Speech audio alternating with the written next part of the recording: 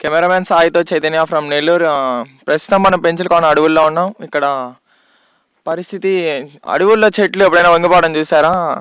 ఇప్పుడు చూడండి, ఇక్కడ అడవులు అంటే మనకి చాలా అవసరమైనటివి. ఇక్కడ అడవుల్లో కానీ పట్టించుకునే వాళ్ళు లేరు. ఇక్కడ మెయిన్గా ముసలి వాళ్ళు అసలు రావడానికి చాలా ఇబ్బంది పడుతున్నారు. మేము ఇప్పటికే చాలా చాలా కష్టపడి ఇక్కడికి వచ్చాము. ఇక్కడ చాలా బాగుంటుంది ఈ ప్రదేశం, చాలా ఎత్తైన కొండలు.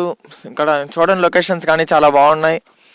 అదిగాక ఇక్కడ చాలా చాలా ఎత్తైన కొండలు, వాటిలో రాళ్ళ మధ్యలో పేర్లు చెక్కడాలు. ఇక్కడ ప్రత్యేకంగా ఇక్కడ చూడాల్సింది ఏంటంటే మన పెంచల స్వామి దేవస్థానం చాలా ముఖ్యమైనది ఇక్కడ.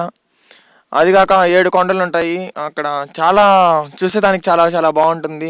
నెల్లూరులో ఒక ప్రత్యక్ష క్షేత్రంగా ఇది ప్రసిద్ధి చెందబడినది. అదిగాక ఇక్కడ చాలామంది ఎక్కడెక్కడి నుంచో వచ్చి టూరిస్ట్ వస్తూ ఉంటారు. అలాగే మేము కానీ ఈరోజు రావడం జరిగింది. ఇక్కడ చాలా బాగుంది. ఇక్కడ వాటర్ ఫాల్స్ అవి ఇవి ఉన్నాయి.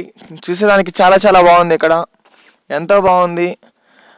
అదిగాక అందరూ వచ్చి ఇక్కడ చూడాల్సిన పరిస్థితి అయితే చాలా కష్టం.